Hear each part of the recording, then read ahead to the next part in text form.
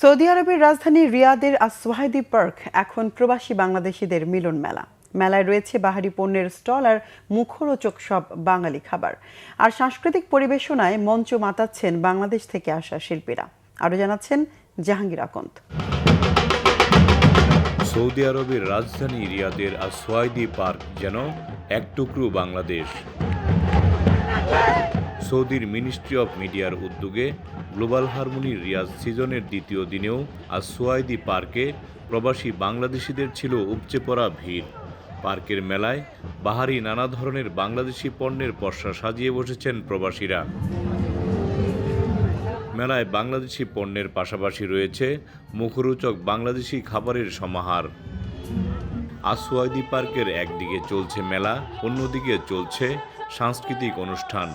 বাংলাদেশি শিল্পীদের একের পর এক পরিবেশনায় আনন্দ উল্লাসে মেতে ওঠেন প্রবাসী বাংলাদেশিরা।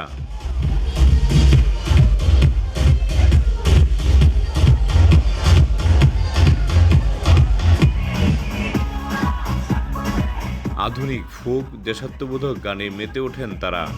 আমাদের বাংলাদেশে আসছে, আমাদের সবারই প্রবাসী, আমরা বাংলাদেশে অনেকদিন যাই না, বাইরের সামনাসামনি দেখতে পারি না, সেই ক্ষেত্রে আমাদের অনেক আনন্দ ফিল হচ্ছে, অনেক ভালো লাগতেছে।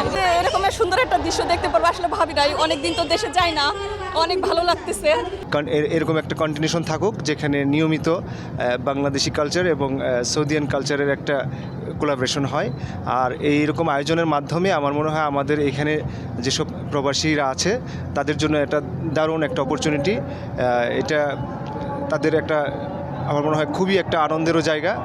শুধু বাংলাদেশিরাই নয়, রিয়াদে বসবাসরত অন্য দেশের প্রবাসীরাও এসেছিলেন মেলায়। এবার মোট 14টি দেশের অংশগ্রহণে 2 নভেম্বর থেকে শুরু হয়েছে রিয়াদ সিজন। দ্বিতীয় ধাপে চলছে বাংলাদেশ পর্ব। জাহাঙ্গীর আকন্দ, বাংলা ভিশন, রিয়াদ, সৌদি আরব।